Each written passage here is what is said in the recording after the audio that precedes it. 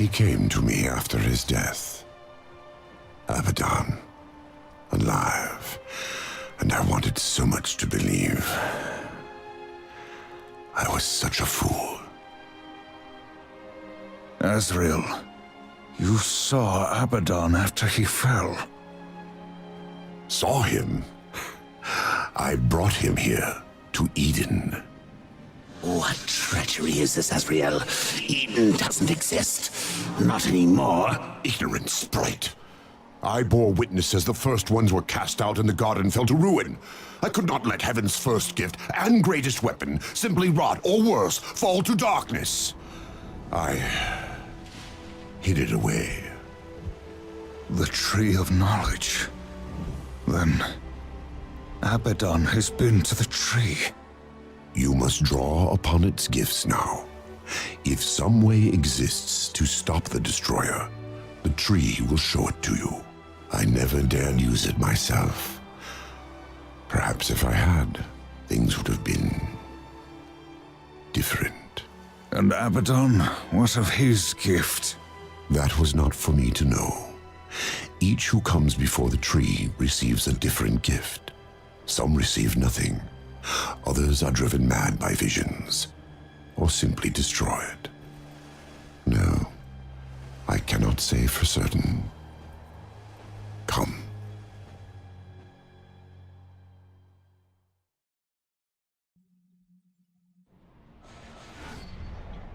Hello, ladies and gentlemen, and welcome back to Darksiders. In the last episode, we defeated Straga, the final boss of the Black Throne, and we came here through a portal to Eden. This episode is going to be time for quite a lot of plot, and hopefully we'll tie up the remaining loose ends of the game for anyone who's still curious at this point. We've of course got a lifestone, visualizer please, for defeating Straga, which is quite cool, so that's our final full lifestone in the game. So, a couple more shards, and then we'll be completely full-powered. Same with Wrath as well. I'm going to heal up my Wrath here. I don't need to heal up my health because I just got a Lifestone, so what quite would need that is a bit beyond me. Anyway, let's proceed.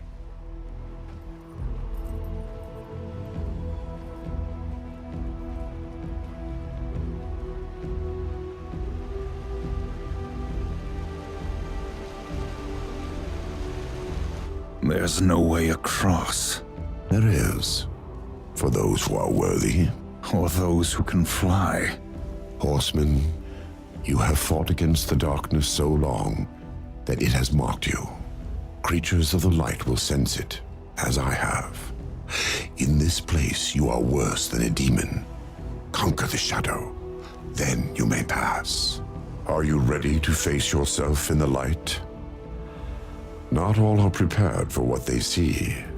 The mask of shadows. Yes. You will see into the shadow realm for as long as you wear the mask. Fight well. Face yourself, horseman. Yes, it wouldn't be a Zelda-like game were it not for this old trope. Well, firstly, we've got the Mask of Shadows, so while we're wearing it, we can press the right trigger to look with spooky vision and see what we can't normally see. But first, I said, but first.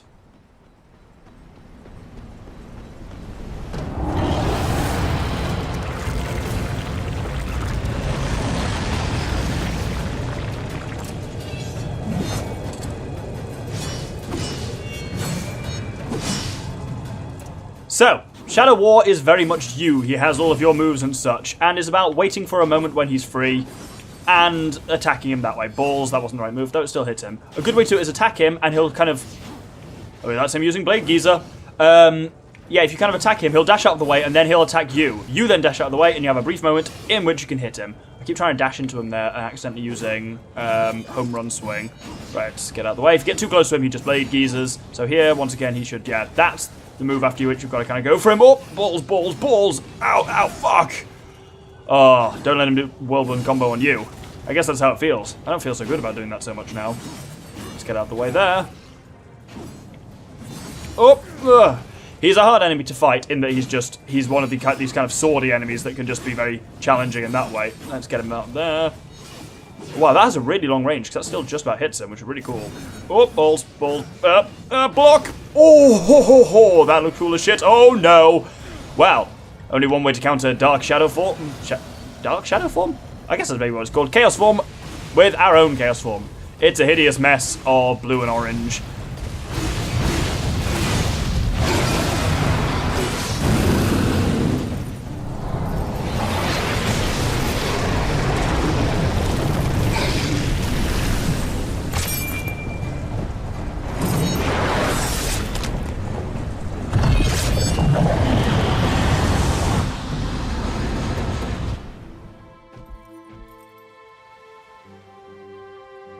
Heaven's first gift awaits you. I will remain here with the Watcher. I'm not letting the horseman out of my sight. Where he goes, I go. Indeed. Go then, Darkling. Make for the tree. You will never reach the other side.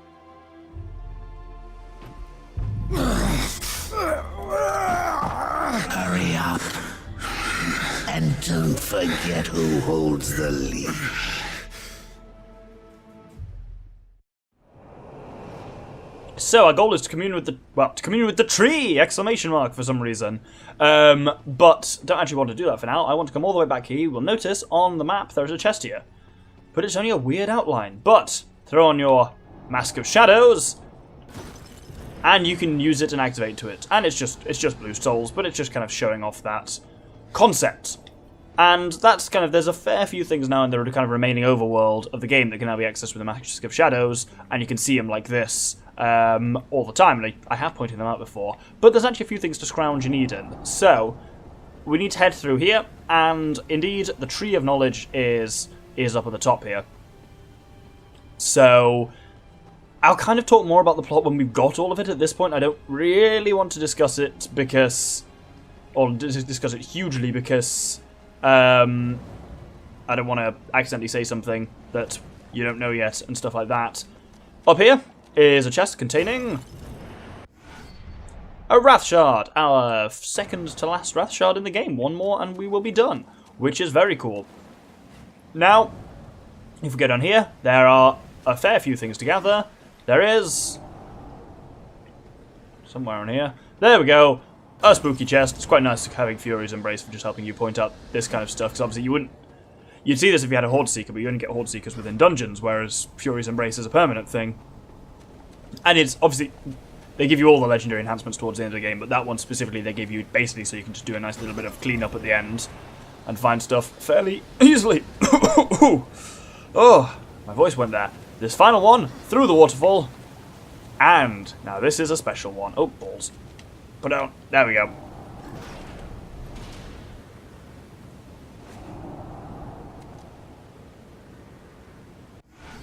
This is our final piece of Abyssal Armor, which completes the set. This legendary precision crafted armor allows war to sustain much more damage. Also, we're now like blue and black, which is quite cool. And we've got like a fur neck piece. We kind of look like the Lich King. We can also, yeah, if we take off the Mask of Shadows. Can we take off the Mask of Shadows? It is possible to do, certainly. I think you just have to completely like unequip it. You don't got stuck with spooky eyes forever. But yeah, so now our damage is hugely reduced.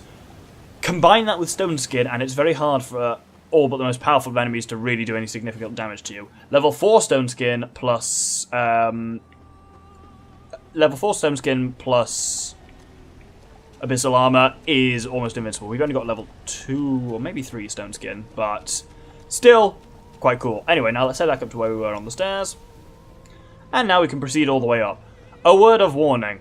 The game, most of the game's cutscenes are pre-rendered. As such, war will appear in all of them without the Abyssal Armor, which is slightly saddening, but there you go.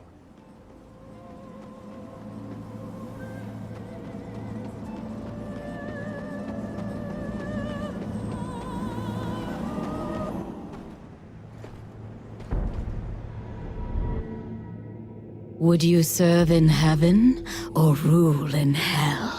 The storm is coming, Uriel. Soon, I will need you at my side. I would follow you into hell, my lord.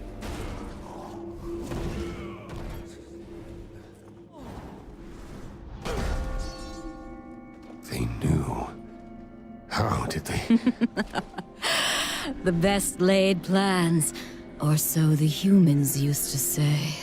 You did this? You plotted and schemed to call us to this world.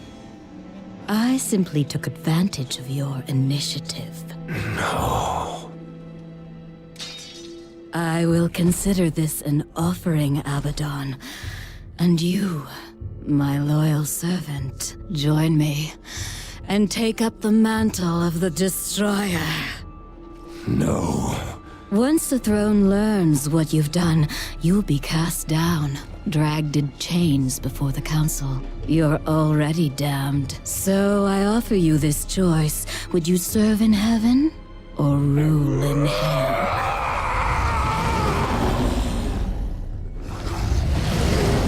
Now, return to Azrael. Persuade him to help us. Then, together, we will change the face of the universe. Abaddon must be punished. He bends the law to his will, laughs in the face of the council. What proof do we have? The seals are intact. No doubt the angel had help, but from whom? Until we know, we must wait. His act breeds open defiance. The council weakens. How long before we are overthrown? We cannot stop Abaddon, but there are others who might, if they had reason. We cannot send the four. Without proof, there is no justice. Only murder. They will see no reason in this assassination. We will send one, for whom vengeance is reason enough. The blade is scattered. I guard the seventh seal. This world is ours. Heaven is ours. You had to know it was a one-way ticket.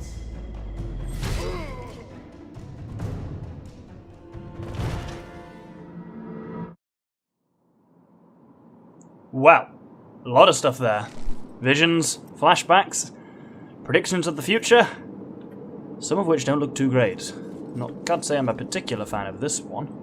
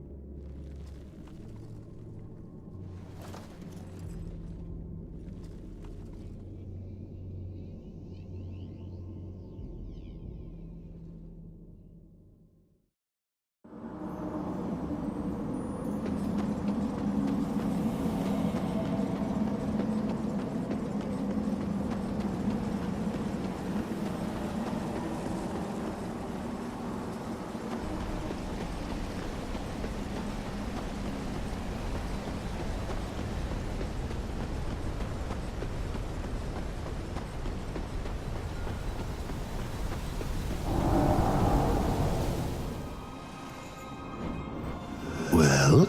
Abaddon is the Destroyer. The Archangel? He was betrayed. He is only a pawn in some greater game. You must bring him peace. Peace? Abaddon is the Destroyer. I'm pretty sure peace is off the table. Did you find any clues among the visions? A way to stop him? There was a sword. One which broke the seals. The Armageddon blade. But after the seals were broken, Abaddon ordered the blade destroyed on the very anvil of its creation. Horseman, I fear the blade is lost to us now. It will be made again. What else did you see? Abaddon guards the seventh seal. He plots with others to storm the White Gates. Uriel will lead the Hellguard against him and fail. What else did you see? I saw nothing else. I will open a gate to return us. Once it is closed, the garden and its secrets will be lost forever. When you are ready, I will begin.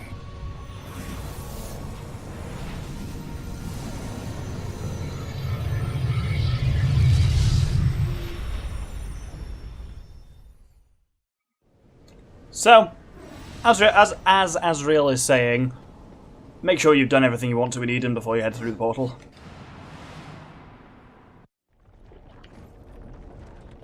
God, nowadays it just seems like everyone has their own version of the serpent holes. Vulgrim's got the blue ones, Samael had the red ones, and Azrael's got his orange ones. Unless this is the same colour as Samael's, I don't actually know. Sorry, I was a bit far away from the microphone there. But yes, a lot of plot stuff there. Abaddon's revealed to be the Destroyer, which I feel would be more of a twist if we'd even met the Destroyer right now, or like knew remotely what he was. It's always just kind of assumed that he commands Hell's armies, but other than that... well, you know, see the second half of Twilight Princess for my comments on games in which you never meet the primary antagonist until right at the end. Anyway, with that done, let's head back through the portal.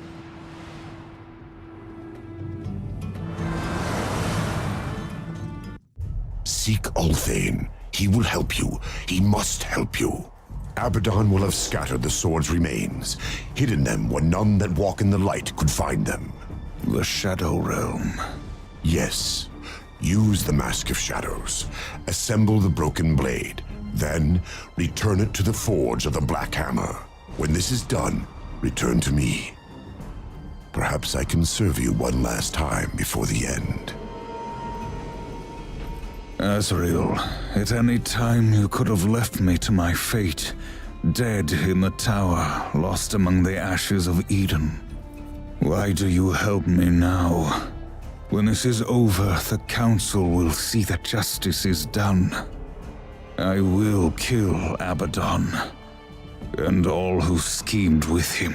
We all must answer for our sins, horseman. When the hour of my judgment comes, I will embrace it.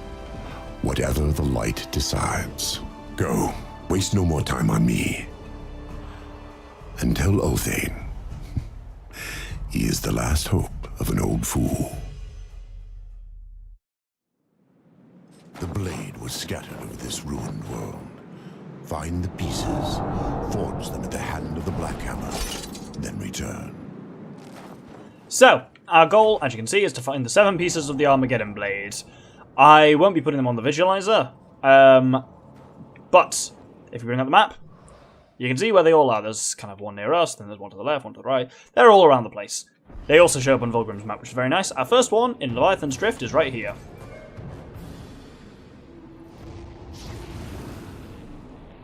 They are all hidden within the Shadow Realm, and most require also the Mask of Shadows to even find their location in the first place. I will be gathering them next episode. This episode, we've got a few more things to do around the world. I basically want to gather everything. Ooh, blue chest. What an odd place for it. Behind where we fought the Stygian. If anyone hadn't recognised where we are, yeah, that's it. We're in this part of the Ashlands. Leviathan's Drift. So, yes, this episode I'll be gathering everything else around the map. Now, we've got the Voidwalker and the Mask of Shadows, and just a few things I haven't done so far. So with that, handily, we deposit us quite near to a Vulgrim location. So, I'm actually not going to speak to him yet. I want to do one final transaction with him towards the end. For now, we're going to Serpent Hole towards the Choking Grounds. Now, here is something I really should have done a long time ago. You'll notice if I bring up the kind of local map.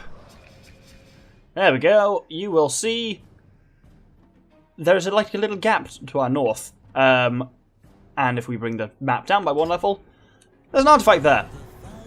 So it's right next, literally right next to the Vulgrim location, and it's just a little crypt that's got a soldier artifact in it. It's the last one in the game that we need, and I just overlooked it last time I was there. I just forgot to grab it entirely. So, oh, there's also some necrodemons in here, so that's pretty cool. I'm gonna kill this dude, and then get the Serpent Hole back to the Twilight Cathedral.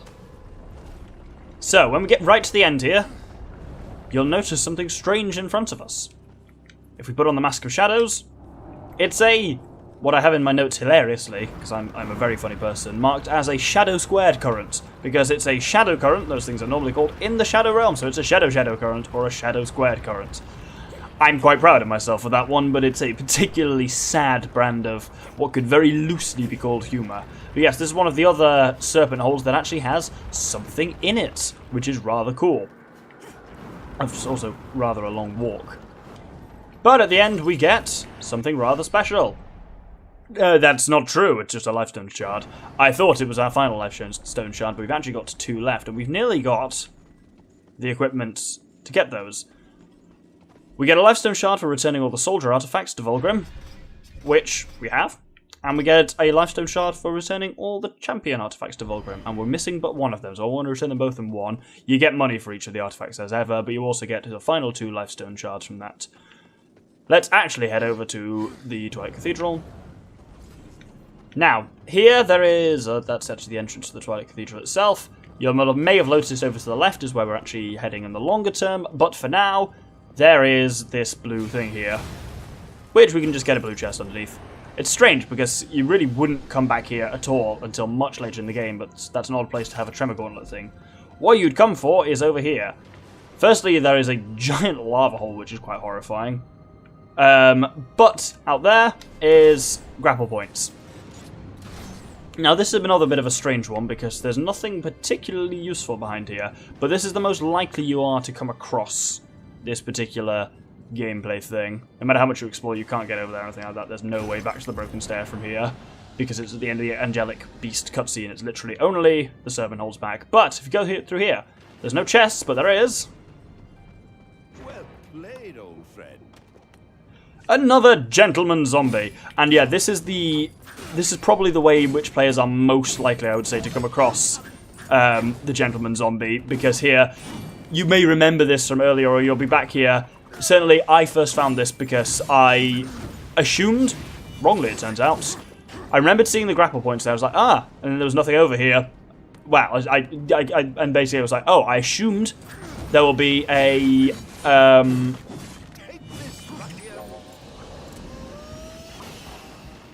well, you know, some souls at least. I assumed there'd be an Armageddon Blade shard over here, and there isn't. I was like, that's weird. But then that fucker turned up, so... And I was like, what in the hell is this? Because I think the first time you see capital to beat you, old friend, appear, you're like, what the fuck? Anyway, with that done, we need to head back to the Scalding Gallow. Now here we need to head north, as if we were going along to the Dry Road. Because there's one final thing we need in our arsenal that takes us from powerful to essentially invincible. Oh, there's some bastardry here that I'm going to kill first. Now with that done, you may have to think kind of somewhat hard. Well, you'll have obviously seen the visualizer relatively soon, but to think what we're actually missing that could still be quite useful. Because we've got most of the useful gobs, but indeed, and exactly why we're coming here. So, ooh, bloody hell. It's not what I thought it was going to be. I was thinking of something completely different, and definitely was not expecting just to encounter such harsh resistance here. Right, let's kill all these guys quickly. Oh, look at how little damage we take as well, especially if I fire up Stone Skin and just let this guy hit me. Yeah, nothing. As I say, we're almost invincible to normal enemies now. Let's kill this guy. So, now we have this section with the Chronosphere. But we have a Voidwalker portal pad there. And I'm actually going to put the Voidwalker on. It's kind of annoying. For this final section, you do need 4 things on, really. Voidwalker, Mask of Shadows, Crossblade, and Abyssal Chain. All are useful. So, but for now, I'll go without the thing. What's it called? Mask of Shadows, which means, yeah, with the Abyssal Armor, your eyes are now red, which is kind of cool. It's a bit of a shame that doesn't render in cutscenes. Anyway, throw up the portal there. Hit the lever. Then hit the Chronosphere. With that activated, we need to... So that's lifted up the gate, and we need to run through the gate as quickly as possible. It's always a little bit tight, but if you wait till you've activated the Chronosphere to spin the switch, you never tend to make it through. And we've got another portal there, which is great. I've slapped a charge portal on it. It's important that that is a charge portal. If we hit this one, this now raises that gate up, which means we can just about pop through it here because we're so close to it. And now, we're on the other side, but we've quite nicely got access to Use your words, Doctor. To a portal at the top there. So what you need to do is activate the switch again and hit the chronosphere. And now you will notice when the gate lifts up high enough. Okay, the chronosphere is pointless here actually. There's a chest there, and once we're high enough for it, there we go, I didn't need the chronosphere at all. That was problematic. I guess just for timing it. We get our final legendary enhancement, Death's Blessing. Pulsing with strange dark energy, this unholy sage shall bears the mark of war's brother, Death, in red letters for some reason, which you never see on the screen ever. Maybe they're hinting about what the content of the next game was going to be. But yes, Death's Blessing is ridiculously powerful.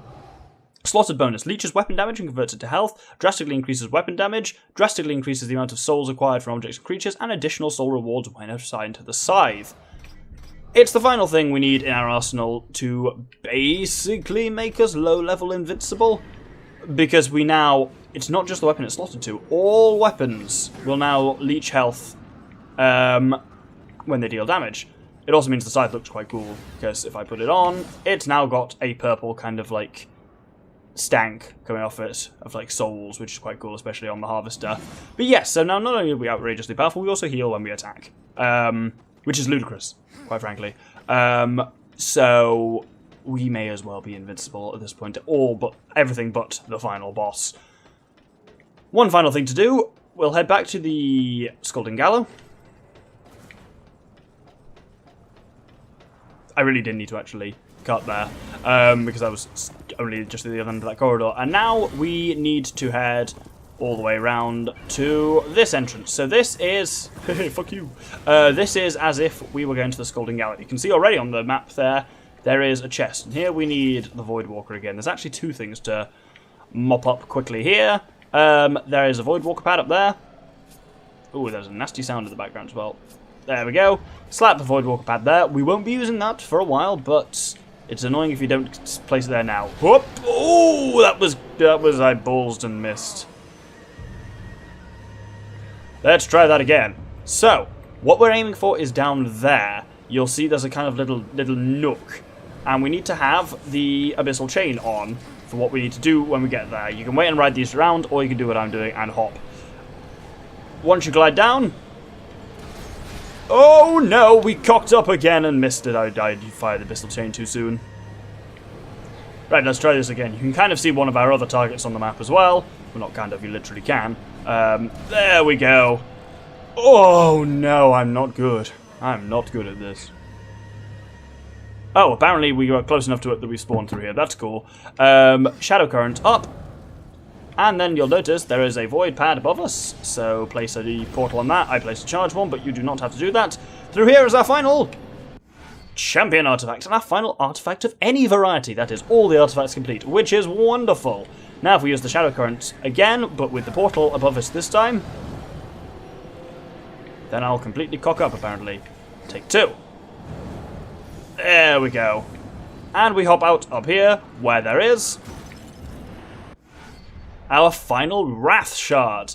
We are really hammering through final things on the visualizer. Which brings me to the final thing to get in the game.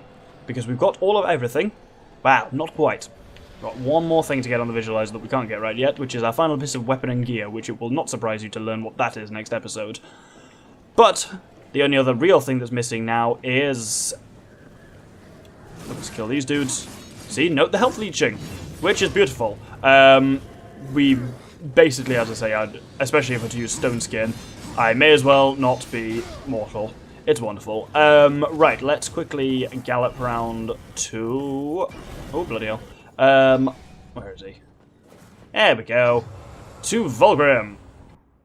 So, now if I sell all of his artifacts to him, all of our artifacts to him, not only do we get a lot of souls, but we get a Lifestone Shard for handing him all the soldier artifacts, and another Lifestone Shard for handing him all the champion artifacts, which then completes that portion of the visualizer as well.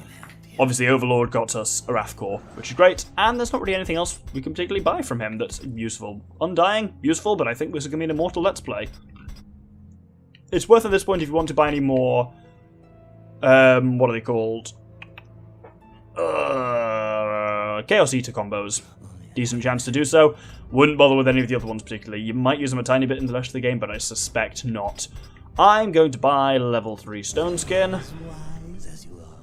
Oh, it is very tempting to buy level 4 stone skin, but I'm actually not going to. I'm going to buy a greater rage, which completely restores my wrath, and a greater life essence that completely restores my health. I can only buy more if I were to buy another empty vessel. Possibly useful, but also kind of not. Oh, fuck it, I'll buy Ricochet Haze. Why not? And we'll hold it there. Because we've got everything. All we're missing is the Armageddon Blade. And that'll be next episode. I hope you join me then for the finale of Darksiders. Thank you very much, and good day.